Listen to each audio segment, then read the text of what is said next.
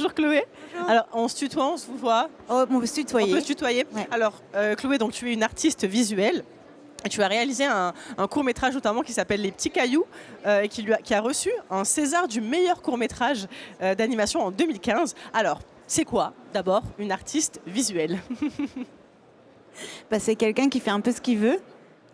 En gros, non, voilà, c'est, en fait, c'est essayer d'apprendre à communiquer avec l'image et en utilisant différents médiums. Donc moi, mon médium de prédilection, c'est surtout le film d'animation et le film, voilà. Justement, dans votre art, là, j'ai parlé des petits cailloux, mais il y avait aussi voyage initiatique dans Beyrouth en 2010. C'est très important pour vous la question du Liban, des origines familiales. Vous pouvez un peu nous en parler de ce qui vous inspire dans votre création, justement? En fait, à chaque début de création, le point de départ, c'est souvent une question.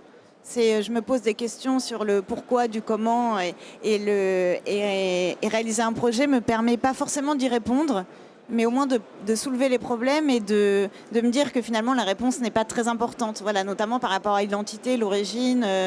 C'est des questions qui forcément m'animent parce que quand on est dans un pays qui n'est pas celui de son sang, on se pose des questions. Donc voilà, c'était partir en quête de qui on est. Il y a souvent un mélange dans vos créations, comme vous l'avez dit, de plusieurs formats visuels. Je vais citer le Sous le ciel d'Alice, qui est aussi un court-métrage, où en fait c'est toujours le Liban.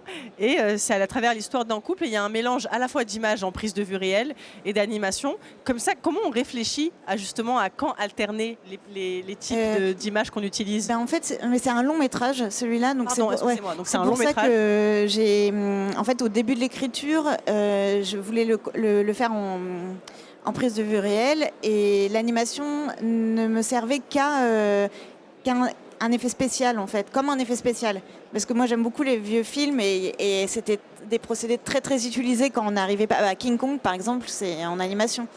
Et voilà, j'aime bien qu'on conserve quand même, alors qu'on utilise des techniques très modernes, conserver quelque chose d'artisanal dans la fabrication.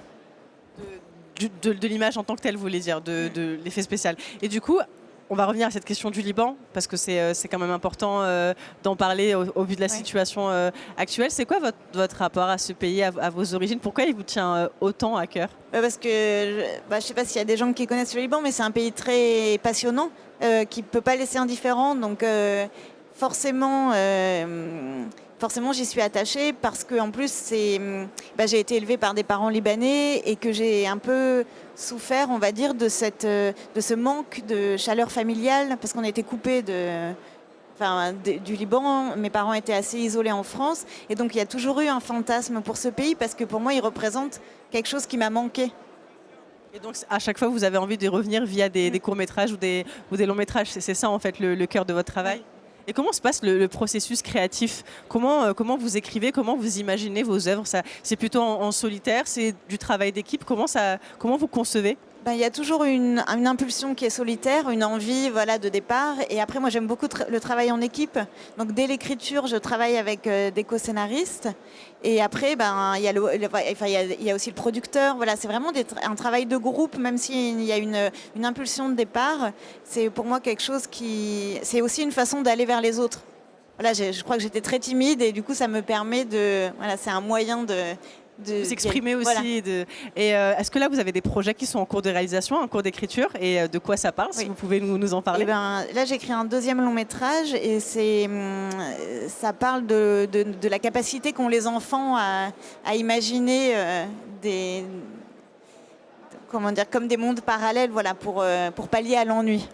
Et vous aurez des conseils à nous donner par exemple, moi je m'intéresse beaucoup à la création cinématographique. Vous aurez des conseils à donner à des personnes qui ont envie d'écrire un film, ou de réaliser un film, ou tout simplement de se lancer dans ce que vous faites, c'est-à-dire concevoir des œuvres visuelles au sens large? C'est quoi les conseils que vous donnerez à quelqu'un qui a envie d'essayer? Y a pas, les conseils, c'est de tenir bon, parce que c'est vraiment des métiers d'endurance. Voilà, c'est des métiers qui sont très sur le long cours, et il faut être patient. Mais je pense qu'on est dans une époque où ce n'est plus réservé à une certaine élite, et que les moyens technologiques font que... Voilà, moi, j'ai commencé à faire mon premier film avec très peu de moyens, avec un appareil photo numérique. Et c'est quelque chose qui, il y a quelques années, même on va dire 20-25 ans, je n'aurais pas pu faire. il y a un accès, en fait, les outils numériques offrent un accès à vraiment tout le monde et l'envie de raconter peut être vite assouvie, on va dire. Mais est-ce qu'il n'y a pas aussi un décalage, j'ai l'impression, entre justement la rapidité numérique, la rapidité des réseaux sociaux et le processus créatif? J'ai l'impression qu'il y a un peu un contresens aussi qui n'est pas forcément évident à gérer. C'est une sorte de... C'est contre... on alterne entre des choses très rapides et très lentes. Parce que, par exemple, moi, j'ai mis 4 ans à développer mon long métrage, donc c'est des temps très longs. Et c'est pour ça qu'il faut de l'endurance. Et puis après, en effet, cette passion qui fait qu'on tient le projet, on n'a pas envie de l'abandonner. Merci beaucoup d'être venu nous en parler sur la scène de l'Ampli. Bonne continuation. Merci. Et on espère revoir une de vos œuvres très très vite. Merci. Merci. Au revoir.